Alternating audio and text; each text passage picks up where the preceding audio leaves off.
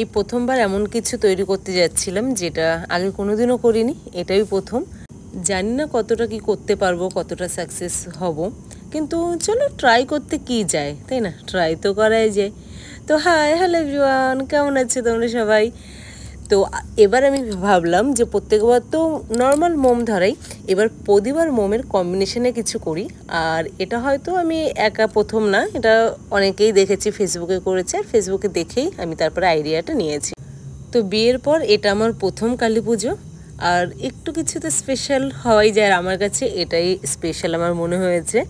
তো আগের দিনই গিয়েছিলাম আমি, আমাদের মানে আমার বাপের বাড়ির ওখানে যে বাজার আছে, ক্যাম্পের বাজার, সেখান থেকে মোম, তারপরে প্রদীপ, এগুলো নিয়ে এসেছিলাম। আর যেটা 14 প্রদীপ হয়, যে চতুর্থীতে ধরায়, সেটা আমি চাইছিলাম নিজের হাতে তৈরি করতে। জানি পারফেক্ট হয়নি, কিন্তু তবে একটু চেষ্টা করছিলাম। আর প্রদীপগুলো আমি আগের দিনই বানিয়ে নিয়েছিলাম, কিন্তু শুকনোর পর দেখলাম কেমন যেন একটা ফেটে ফেটে গেছে।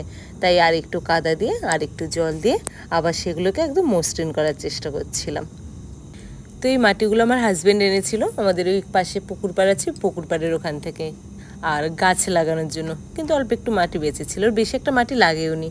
তো 14টা প্রদীপ বানিয়েছিল, দেখো মাঝখানে একটা ছোট্ট পঞ্চপ্রদীপ। আর পুজো ভাইব তো আছেই, কারণ বাড়ির সামনেই পুজো হচ্ছে। তো ওকে, চলো বাই, আজকের মতো এইটুকুই, আবার দেখা হবে নেক্সট দিন। Okay, tata, bye bye, good night.